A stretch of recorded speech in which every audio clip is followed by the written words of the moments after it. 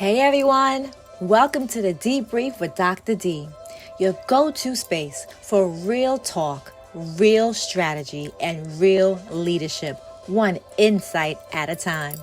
I'm your host, Dr. D, and this is where we equip leaders for success and empower individuals to heal, to rebuild, and to reclaim the joy they so deserve. We tackle executive leadership, transformational coaching, and also the deep work of healing and restoration. This is where it all happens. Each episode is packed with powerful conversations, expert insights, and strategies to help you lead boldly, heal deeply, and thrive fully. So get ready. It's time to level up your mindset, embrace your transformation, and walk into your purpose. Don't forget to subscribe to our YouTube channel and follow us on social media because you never want to miss an episode. Let's go. It's time to debrief. Good afternoon, good morning, everyone. Thank you for joining us for another episode of the Dee-Brief with Dr. D. Real talk, real strategy, and real leadership, one insight at a time. I am so excited to be sitting here with my friend for, I don't know, how many years have you been friends, Marty? Oh, gosh, 30, I think. Yeah, about 30 years.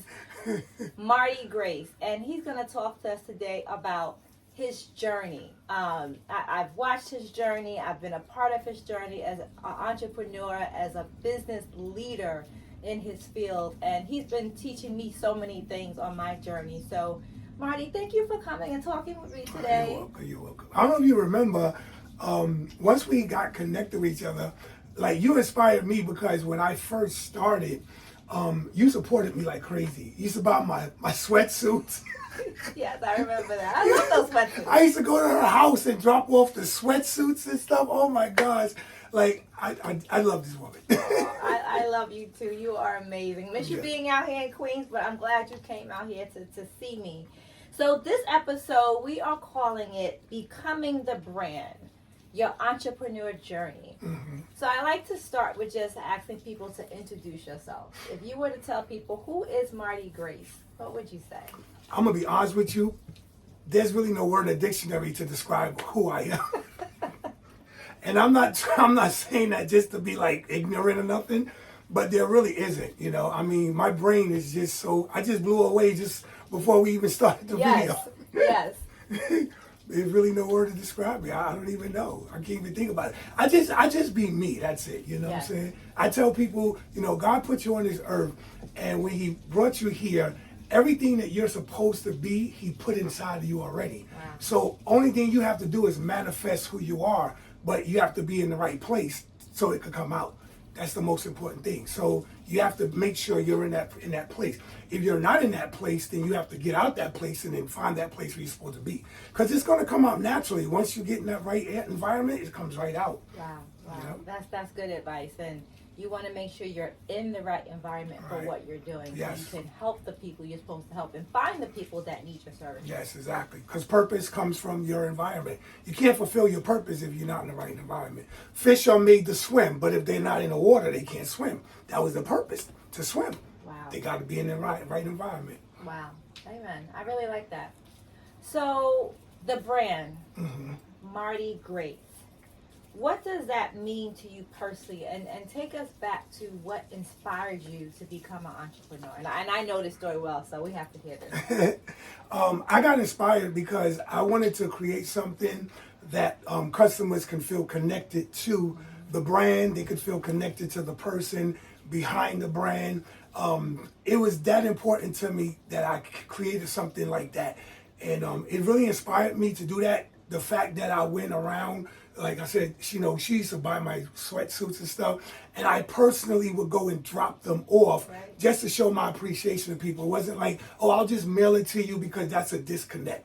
So the most important thing really to me was the connection to my customers, you know, and you guys really got me excited. Because it also showed that I had something that people wanted, I had a product that they liked, and that blew me away right there.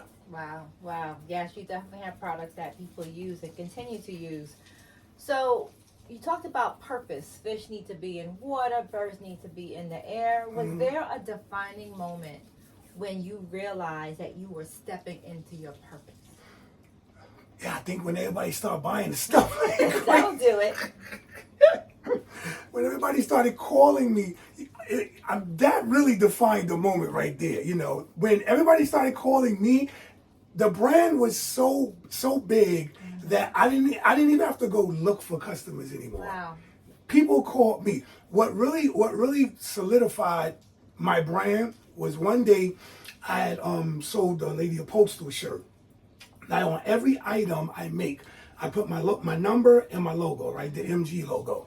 So there was a postal lady. She called me one evening. She goes, "Hi, I just bought this shirt from somebody, and I'm really excited to wear it, but I noticed one thing is missing on the shirt." And I said, "Well, what was it?" She goes, "It's missing the G on the bottom of the shirt." So I said, "Oh, you probably bought the shirt from me." She goes, "Oh, okay, you're the one that sells the shirts?" I said, "Yeah." She goes, "Well, I need to change this shirt. You have to give me another one." I said, "Well, you can't keep that one?" She goes, "No, because if it doesn't have the G on it, I don't want it, because everybody else is walking around, their shirts have the G on it." Wow. That solidified my branding of my clothing right there. I was like, wow. And ever since that day, people get on the bus, they see MTA workers, they see the G, they see FedEx, they see UPS, they see Post Office. Now it's like everybody looks for the G to see if it's a Marty Grace piece. Wow. So that solidified me right there. Wow. That's deep. That is deep. That just blew me away. And I'm looking at the G now on your shirt. Yes. See the G out. Yes. Awesome. That's really deep. So how did you develop your brand identity? Was it intentional? Was it organic? What was your thought process behind it? It was definitely intentionally. I developed it. These are the two things that helped me out: the power of the word free and opportunities. First, I always look for opportunities. So in developing a brand, you have to look for the opportunity of where your brand is going to be most effective. So depending on what you're going to do, you have to look and see what type of audience is going to accept what I'm doing. Right. So once you find that audience, now you have to figure out, okay, how can I get these people to wear my product, to buy my product? Because think about it. So if I make t-shirts, there's millions of people that makes t-shirts. Right. But what is it about my t-shirt brand that's going to make me stand out, that everybody's going to flock to me to get my t-shirts? So you have to kind of like put those things together and figure out, how am I going to make this so productive that everybody's going to want it? And so I developed that. That's why I came up with the power of the word free. Yes. So I noticed that most people will not buy something if they don't know you, if they don't know your brand. But everybody wants something for free. Amen. Yes. So if you can find out a way how to get somebody something for free, and they will wear your product so other people can see it, then you'll make money. Now, it's two things. You can make money up front, right? Meaning that once they get your product for free, they'll wear it, and then you'll get money from that as the sales come in. Or you can make money immediately. I'm going to tell you what I did. So I went, when I first started making shirts for the post office, I went to God. I always go to God. I went to God and I said, "God, I need to get my shirts in every post office around the United States." And God said, "You got to give them away for free." Wow. So I didn't understand what that meant at first. Right. 3 months go by. God, I need to get my shirts in all the post offices. Like, what do I do? The same message. You got to give them away for free. One day I'm in the house watching something on YouTube, and a commercial came across, and they were selling something, but the second one they would give you for free, you just had to pay the shipping for it. Right. So I said, I got it. So I went on Facebook, and I went in one of the post office groups, and I said, "I'm giving away 500 shirts for free. Wow. But you got to pay the shipping and handling." Wow. Is that crazy? Yeah. So the shipping and handling was $10. It covered the t-shirt cost. It put $2 in my pocket for every shirt. It covered the shipping cost, and it covered the prints that I had to use to make the shirt. So they actually paid for the t-shirt, paid me for the shirt, Wow. and I got them to wear the shirt for free. And from that, it started blowing up. Yes. It started blowing Because then up. everyone saw your brand. Exactly. And you gave it to them for free. I gave it to them for free. That's amazing. That is amazing. And then you wrote a book about it. And then I wrote the book, The Power of the Word Free. Wow. That's amazing. And that's similar to what we do with coaching.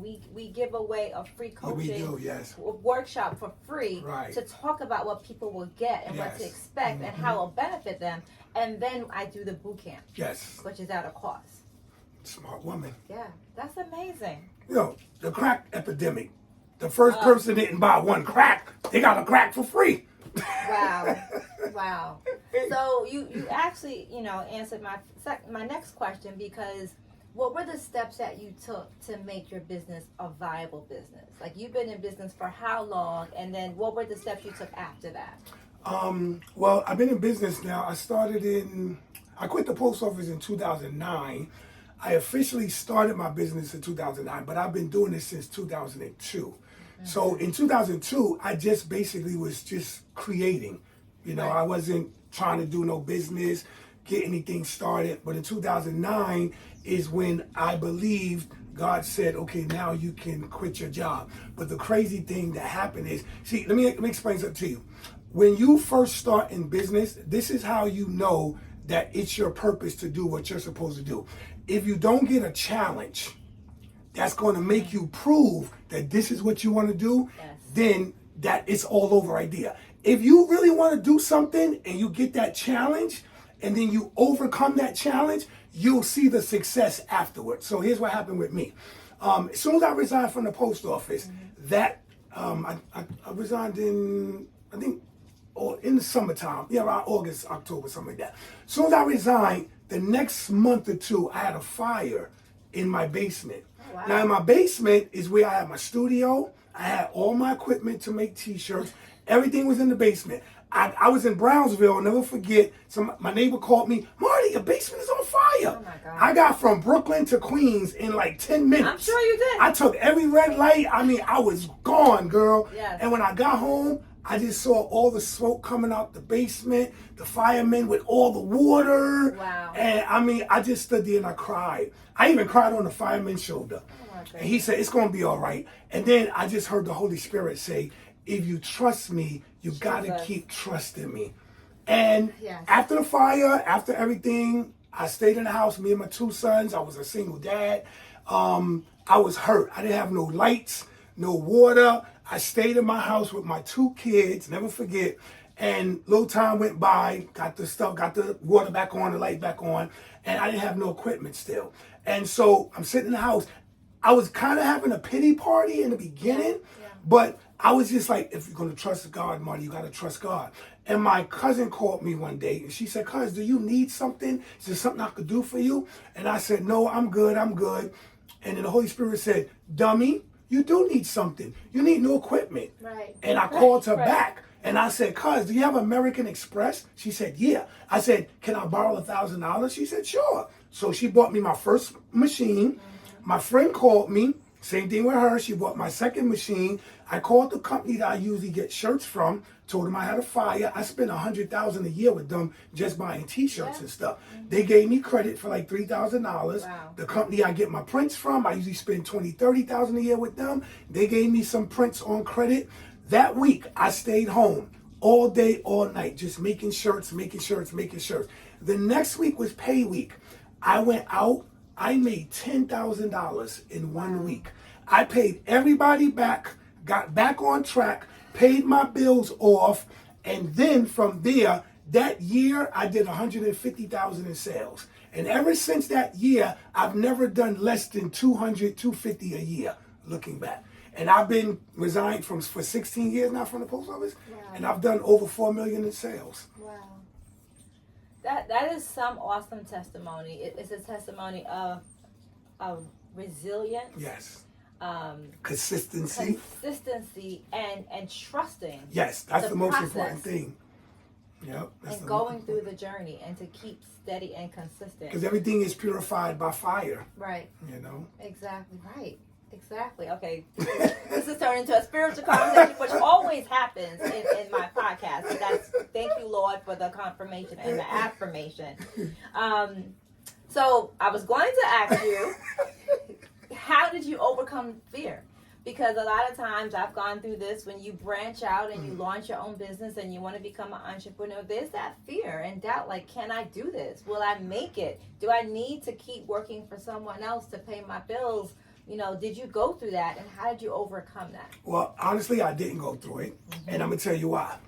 So I teach people, when you find out what your purpose is, you have to structure. Because listen, we know God is the God of decency and order. That's right. Everything is structured the way God does things, and we are made in His image, after His likeness. That means we function just like Him. So if we function just like Him, we have to do the same things that He does in order for things to be successful for us. So what I did was, before I even quit my job, I paid all my bills for 6 months in advance. I hustled, saved up my money. Remember, I'm a single dad now. I paid up all my bills 6 months. And when I said I believed that God told me to resign, I said, okay, God, I'm going to resign from the post office. I'm believing that you told me to do it. But you just can't be dumb. And even if you jump out the window, you still got to have something. Right. So when you jump, a cushion or something. Right. And so I said, I'm going to quit. But again, paid my bills up for 6 months. Didn't have any fear. Once I paid my bills up and I resigned, I was good. I was just rolling. So some people do have fear, and I can understand that, because if you don't know, but once you find out your purpose, you just have to structure everything that you do around your purpose. Meaning that if I know that I want to be a multimillionaire, I'm not going to hang on the street on the corner with my friends, smoking cigarettes, smoking weed, drinking beer. I'm not going to do those things, because my purpose doesn't involve that stuff. So once you find out what your purpose is, you have to structure your life now around your purpose and do those things that's going to complement where you want to go and what you want to do. Yeah, that's so good, because when you think about it, you can't just be haphazard. No, you definitely can't. You have to plan. You fail to plan. You plan to fail. You have to plan. So you have to make sure that you are prepared for your next step. Yeah. That's really good. So that's how you funded your journey and funded your business. Well, I funded, that was another question too. Yes, it was. You were going right into the questions organically. Right. I funded my business from my job while I was working. So one of the questions you had was about the myth about business. One of the myths about business is that about the money, about getting funded. You don't have to quit your job to do your business. I worked for 22 years in the post office. Right. I would say at least 3 years before I resigned, I was doing what I was doing, paying for everything, getting shirts made, ordering stuff from China. And, I've been to China 3 times, you know what I'm saying? So I was getting everything in preparation for the day. I didn't know when it was or when I was going to decide to quit. But I know it was inevitable that I was going to do it. Right. And so, but while I was working, I put money aside. I bought this, I bought that. So I did structure everything around the day that when I decided to do it, everything would already be in order. So so you don't have to quit your job to start your business. I would advise you to do your business while you're working, so that way you could build stuff, and then you can see, like, how much is it going to cost to do this? What are my expenses going to be? Because now you have the income that you can actually pay for it. Because I'm going to tell you, once you get out there, the reality check is real. You know what I'm saying? That rent, that toll, whatever you got to pay, it's real. It's really real. And those monthly business expenses, the platforms you're on, all those things are bills that you may not even have realized before. Exactly. And you remember, you still live where you live, so you still got to pay your personal stuff, credit cards, light, gas, whatever, rent where you at. So that's really good advice. So, knowing all that, how did you get your brand to stand out in the crowd? That was easy.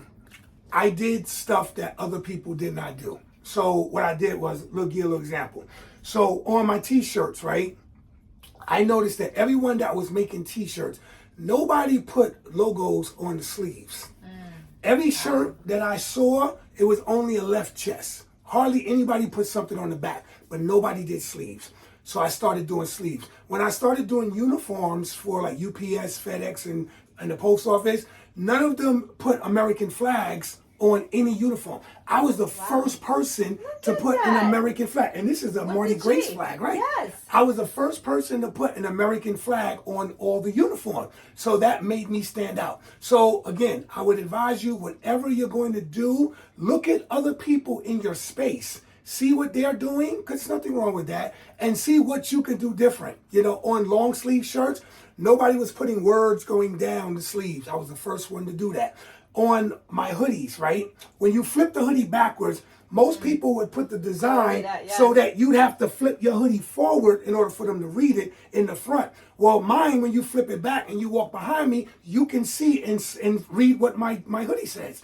And I was the first one to do that. So I paid attention to the marketplace and I saw what other people was doing different, and that's what made me stand out. And then on top of that, I started making creative designs, meaning, for example, so since we live in New York City, we have 5 boroughs. They're trying to say Far Rockaway is a 6th borough now. That's nice. I know, right? I know. So what I did was I started a clothing line called Rep Your Hood. And with Rep Your Hood, I made these shirts say like Brooklyn Born and Bred.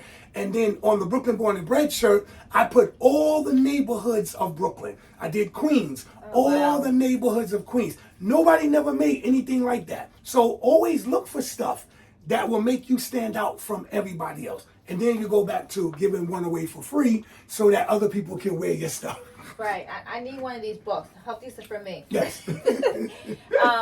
That's really good, because the way your mind works, it's always on, and you're always thinking of the next opportunity, which you said. So really trying to make sure that you're creative and you're paying attention, because to think of that it's amazing. And I didn't even notice that until you said it. Yeah. Got to pay attention to the marketplace. Yeah. So how do you measure success? Because I know most people measure success by revenue, of course, is part of it, but is there anything else you use to measure the success of your brand?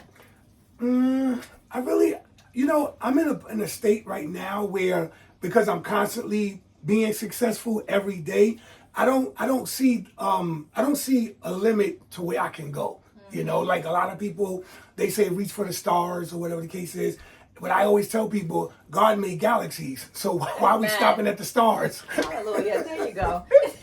So there's really no limit to where I could go with this thing. I got 6 clothing lines, and my brain just keeps going on and on and on, So I don't really see a limit or a measure of where I can go. I have inventions that nobody has ever seen in their life before, just waiting for financing to get it done. So there's really no limit. Wow. There's no measurement. To me, there's no measurement. If you want to measure, that's cool for you. Right. And I love how you said you're being successful every day. Every day I'm just being putting successful. that into the atmosphere is also amazing. Yes, like I'm being great every day. Absolutely. So I know in elevating my brand and my business, that I'm going to come to you for some guidance and some mentorship. But it's hard in the beginning, right? It is. You have family obligations, you have all the other things. How do you balance being the face of your brand and maintaining your personal relationships, your health, yourself, your marriage, your kids? Like, how do you balance life? Well, I'm gonna be real honest with you. It's hard to balance it, because when you're the face of your brand, you're always out there. You're always in front of everybody. You're always in a position where when people see you, they're going to either see you 2 ways. They're going to see you as Marty Grace, or they're going to see you as Marty Grace, the clothing designer or the entrepreneur. So it's kind of hard to distinguish between the two. The balance does come with when you have, I just lost the word. Hold up. It comes when you have, oh God, what's the word I'm looking for? All right, you have to set yourself apart. That's what I'm trying to say. Okay. You have to set yourself apart. So you have to know when to be Marty Grace, the entrepreneur, and when to be Marty Grace, the husband, the father. You have to make that decision, and you have to decide to do that. Because if not, you're always going to be the entrepreneur. Yeah. I mean, I talk to my kids all the time about business, about making money, and my wife have to say, Marty, It's dinner time. It's Just family time. let them be kids, you know what I'm saying? Right, right. But I know that that's the structure. You want to give them as much as you can. But that's true. Sometimes it's not the right time to talk to them about business when they're doing their homework. Right. You just got to let them learn their math and their reading and stuff like that. Right. So you have to kind of like set that boundary, and you have to make that balance for yourself and know when is the right time for you to be who you need to be at the right time. Right, right. No, that's good. I was at a coaching conference in Atlanta last weekend, and the coach said, so her husband's in the business, her daughter's in the business, and she was saying literally when they come home and they're having dinner, there's no business conversation. That's They've good. made that boundary. Structure was that the word I rule. was looking for. Yeah, they've Yes. made that structure. And if there's something comes up that they have to talk about business, they will leave the bedroom or family room and they will go into the office. I like that. And that's where they have the conversation. That's a good one. I like that. Yeah, when she said that, I was like, that's amazing. That's because it. that's their boundary and their That's structure. good structure, yes. Yeah, that's perfect. So I think I can answer this question myself based on what you said, but values. Mm-hmm. You know, what are some of the core values that is part of the Marty Grace brand, and how do you ensure that they stay consistent? My core value is always customer first. I just finished a book called Let's Talk Customer Service. Now, the reason why customers are so important to entrepreneurs is because you can't do anything without them. Right. Can't pay a bill, can't pay a car note, can't live. If you quit your job and you want to go into business full time, even part time, you still need the customer. Right. So my core value is to always keep the customer happy. That's a number one. So what I've done is I've developed, let me tell you something. I think it's in this book, The Power of the Word Free. I developed, this is gonna blow you away. I developed a strategy, right? So if you're selling a product, right, you want to give your customer something free. Now, most businesses, like I would buy the prints to go on my shirts and stuff, right? So the company I get prints from, every time they sent me my prints, they would send me a little red, remember fish, the fish candy? They would send me the little red fish in my package. Now, it wasn't a big thing. Right. A little fish might cost 2 cents. Right. But it was consistent. They always sent the fish. So I said, wow, that's a good idea. So I started doing that for my customers. Every time my customers bought something, regardless of who they were, I always sent them something free. So what I did was, I went, since I've got connections in China, I ordered watches, perfume, little stuff that cost me $1. Wow. From China. And I ordered it, and every time a customer bought something, I would give them that for free. It blew their mind when they got their packages. Wow, Marty, thanks for the watch. Thanks for the hat. Thanks for this. Now, here's what I did, though. Remember, the power of the word free. Yes. Whatever I sold my customer, I upsold them the cost of the item that I was giving them for free. Wow.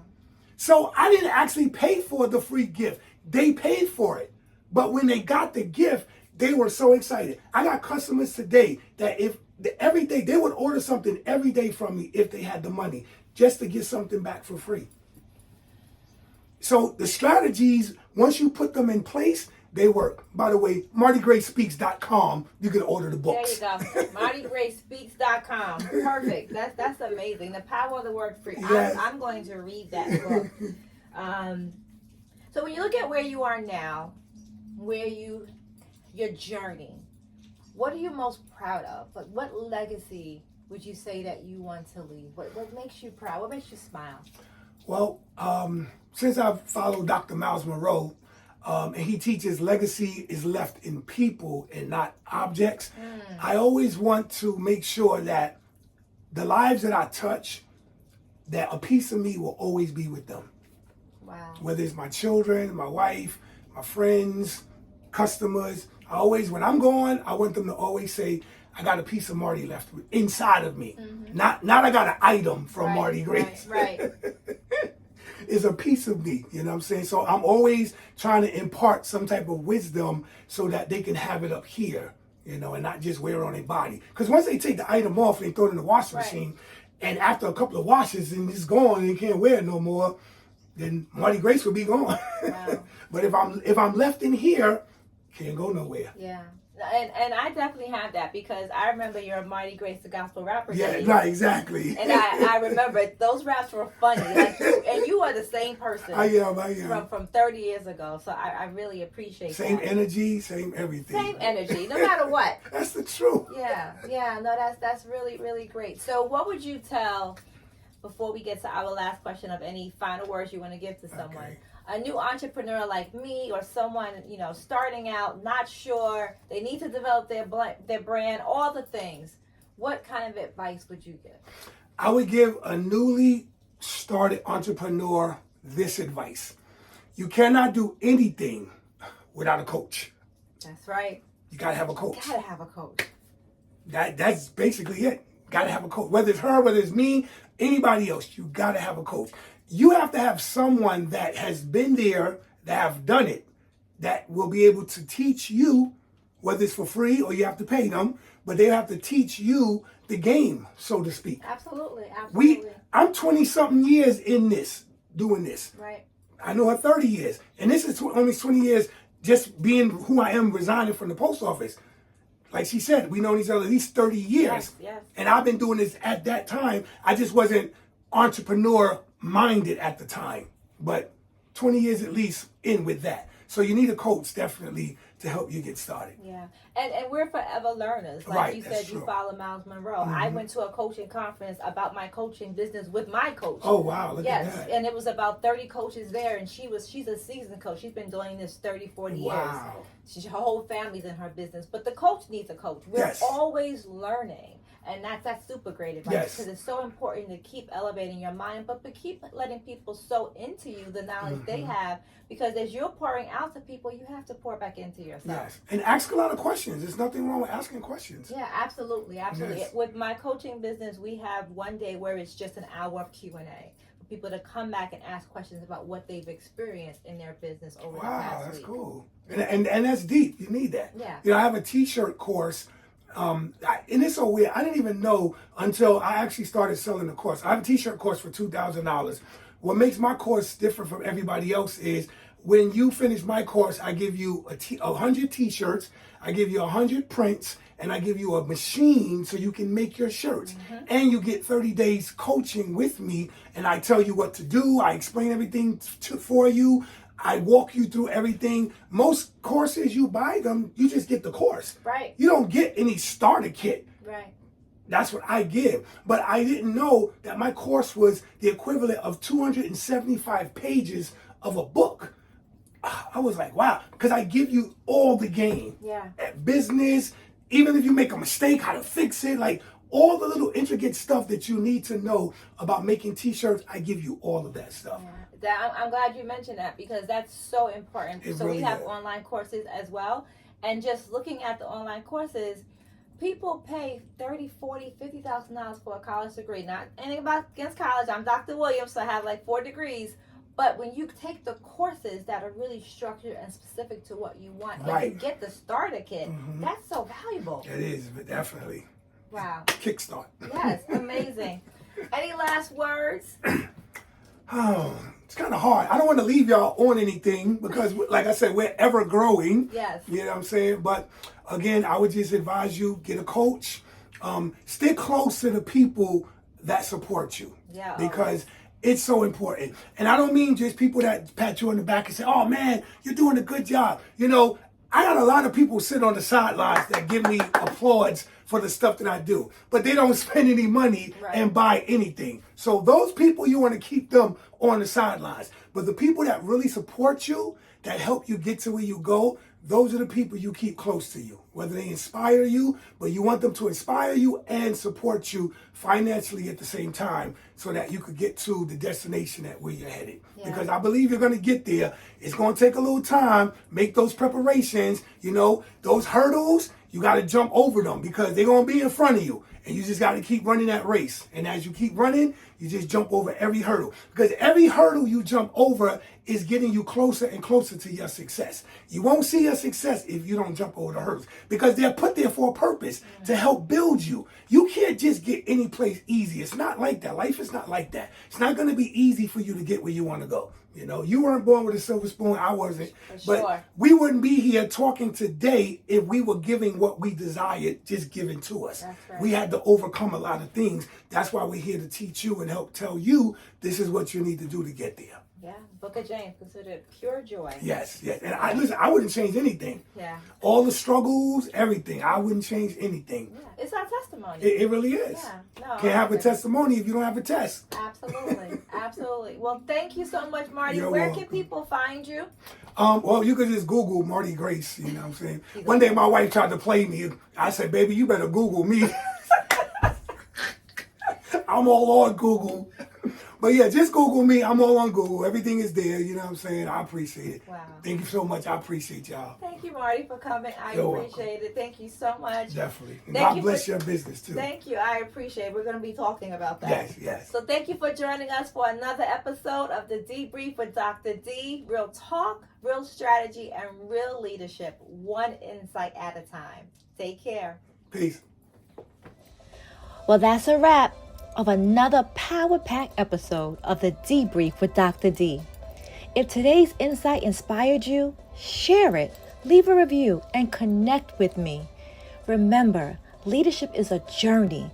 Healing is possible, and transformation is yours for the taking. Don't miss next week's episode, because every time we meet, we're unlocking new strategies, fresh perspectives, and bold breakthroughs.